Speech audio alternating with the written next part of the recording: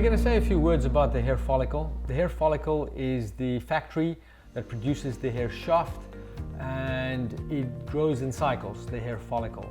So there's a growth phase, the anagen phase, which lasts about 3 years on average, and then there is a resting phase, the telogen phase, which lasts about 3 months on average, and then there's a transition phase, the catagen phase, when it shifts from the growth phase to the resting phase.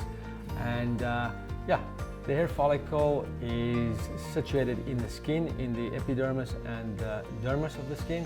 If we look at this graphic, there's the skin, there's the hair shaft, and this is the follicle. So here we have the sebaceous gland.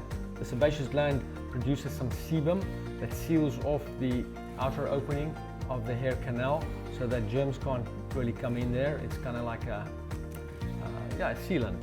And then we have the erector pili muscle that attaches at the bulge area of the follicle, and this is where we get the epidermal stem cells that come through the blood supply of the erector pili muscle. Then we have the dermal sheath, this blue structure, and the dermal stem cells that come through the dermal sheath. And then there's a dynamic interaction between these cells in this area called the keratogenous zone. This is where the follicle grows from, the hair shaft grows from.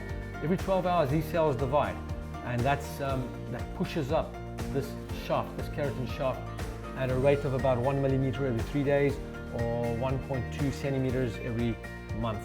And that's how fast hair grows, more or less. So, and then there's various layers here which we don't have to go into of the various parts and that's the anatomical structures of the hair. But essentially, it grows from there, then the stem cells come from there, and this is the critical area. That's the epidermis, that's the outer layer of the skin. It's only about as thin as a piece of paper, really, in real life. And this is the dermal area, the dermis, which is about 1 millimeter or 2 thick, depending which area of the body we're talking about. And yeah, that's the follicle that makes the hair grow.